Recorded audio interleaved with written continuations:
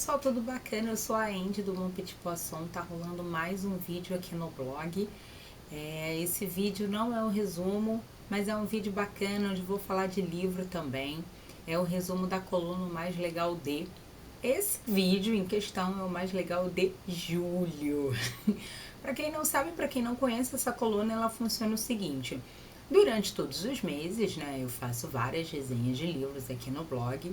E no final, no iniciozinho do mês, eu faço uma enquete em relação aos livros que foram resenhados no mês anterior. Então, no início de agosto, eu fiz uma enquete dos livros de julho, quais os livros de julho, né? Botei os livros lá e perguntei qual deles vocês gostariam que virasse um bate-papo e falar um pouquinho mais desse livro, né?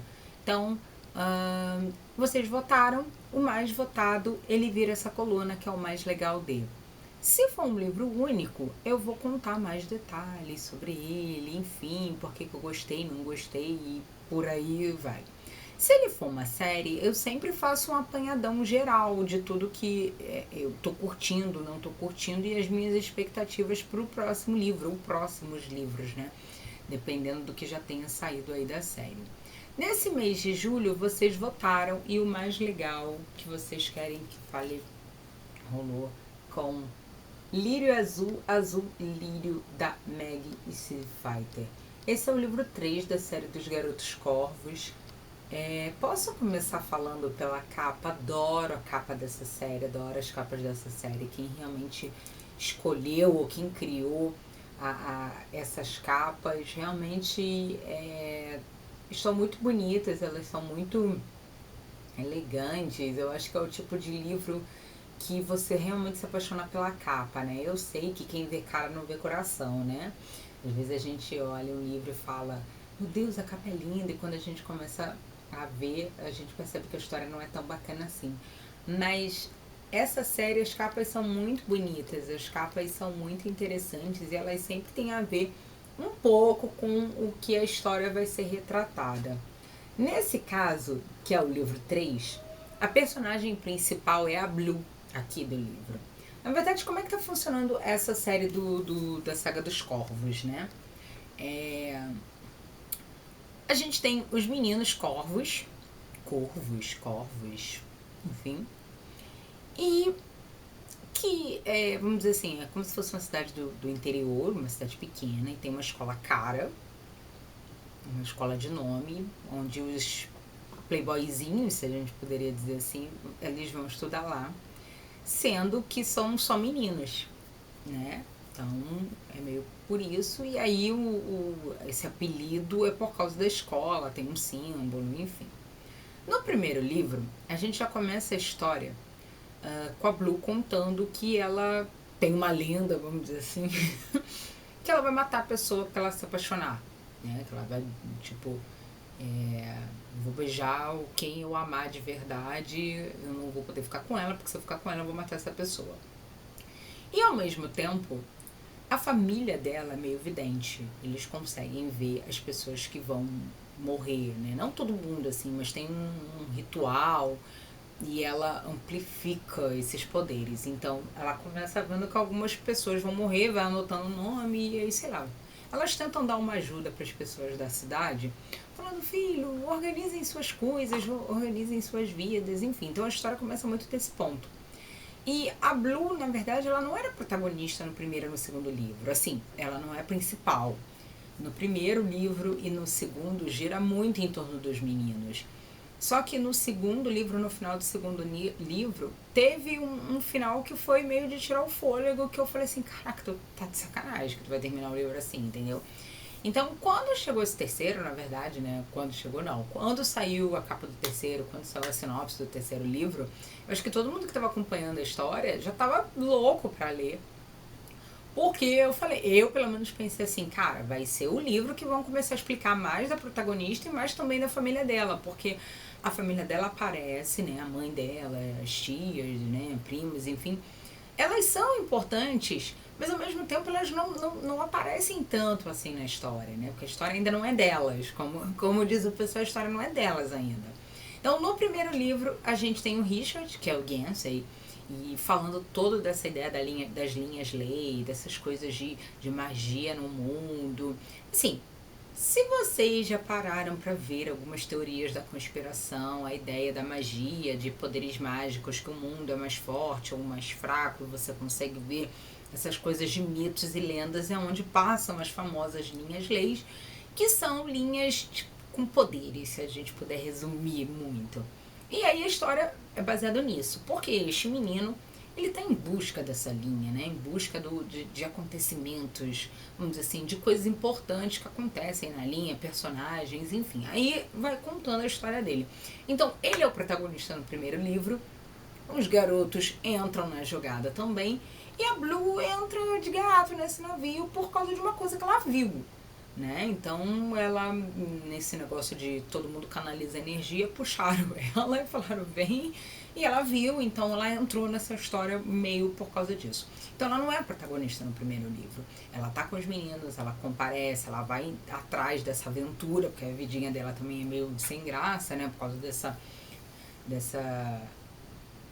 lenda, dessa jogada que fizeram em cima da menina.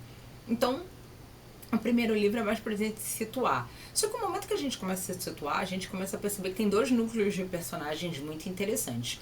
O primeiro são os próprios garotos. Porque assim, a gente começa a descobrir que cada um é mais interessante que o outro. Não no fato romanticamente falando, gente, que são personagens que são tipo cebola, né? Você vai tirando camadas. E a autora, ela consegue fazer isso de uma forma bacana. Você começa a entender que o personagem A, ele tem um detalhe que não está sendo contado, e de repente daqui a 3, 4 capítulos ela vai soltar um negocinho e você fala, opa, né? O personagem B, o personagem C, enfim. Então, você começa a ter um apanhadão. E o outro lado é a própria família da Blue, que ela também não aparece muito enfaticamente, mas a gente percebe que elas sabem algumas coisas, tudo por causa desse lance de vidente e tal. Então, são muitos personagens, são personagens interessantes que a gente fica se perguntando quando é que as coisas de fato vão acontecer, vão seguir. No segundo livro, um dos personagens dos meninos, ele ganha muito mais destaque. Na verdade, o livro é praticamente todo dele. E aí teve aquela coisa meio 880. Muita gente não gostou e muita gente gostou. Eu gostei porque começou a explicar algumas coisas dos garotos, que eu achei, no primeiro livro eu achei, assim como eu falei, eles são personagens meio cebolas, eram personagens interessantes, mas estavam faltando mais informação, sabe? A coisa estava meio assim, você fala, o que eles têm de importante? Então, no segundo livro, como o destaque passou a ser para um dos personagens, claro que os outros aparecem, claro que as coisas vão acontecendo, não é assim, só vamos falar do fulano e esquece todo mundo, não é isso, só que o fulano ganhou muito mais destaque. Eu gostei porque tem muita explicação. A explicação das buscas, algumas explicações, né, de por que vão se juntando, por que vai aparecendo a questão das linhas, enfim. Tem algumas explicações ali, a autora começou a explicar. Eu acho que esse é o ponto bacana que eu gosto muito da Meg. Ela não deixa para explicar tudo no último livro. Então isso é bem legal. Ela não chega e fala, não, sei lá, tem 10 livros, só no nono, no final do nono, no 10º que eu vou explicar a história toda. Ela vem contando algumas coisas. Eu sei que muita gente não gostou, porque como ficou muito num dos meninos que assim, eu não gosto, mas também não desgosto. Eu gosto desse personagem, mas não sei. Assim, de repente você fala, valia a pena ter um livro só dele? Talvez. Poderia ter diminuído? Poderia. Sabe? Aquela coisa meio... A gente curte, né? Mas fica pensando. E no terceiro livro, aliás, no final do segundo pro terceiro livro, acontecem coisas que faz você perguntar, cara, agora tem que vir a explicação mais plausível. E é quando exatamente a Blue e a família dela vai entrar, porque eles passaram a ser mais importantes. Então, assim, essa busca dela para tentar entender quem ela é, a família dela ganha importância, a gente começa a entender quem é a família dela, o que essa coisa das linhas lei estão de fato acontecendo, o que isso importa. Toda uma situação que já estava sendo levantada no segundo livro, ela volta no terceiro. E você começa a perceber que tem muito mais gente de olho nas informações que vão sendo liberadas no livro do que a gente imagina. A gente começa a entender por que aquelas pessoas estão de olho nessas informações. Então, assim, é um livro que a história é muito densa, na verdade. O grande problema, talvez, seja para você, de repente, que não leu nenhum dos três, vai ser ótimo, porque você vai vir quase que direto lendo os três livros e vai ter um apanhado geral. Pra quem tá, de repente, como eu, lendo junto com o lançamento, né? Tipo, o livro lança, logo depois você consegue o livro e vem ler a história. Por mais que você queira se lembrar de todos os detalhes, a gente acaba não lembrando, gente. É óbvio, é humanamente impossível. Mas o livro, ele contou muito mais coisa. Ele aprofundou esses personagens. E aí vem muito mais um lado místico.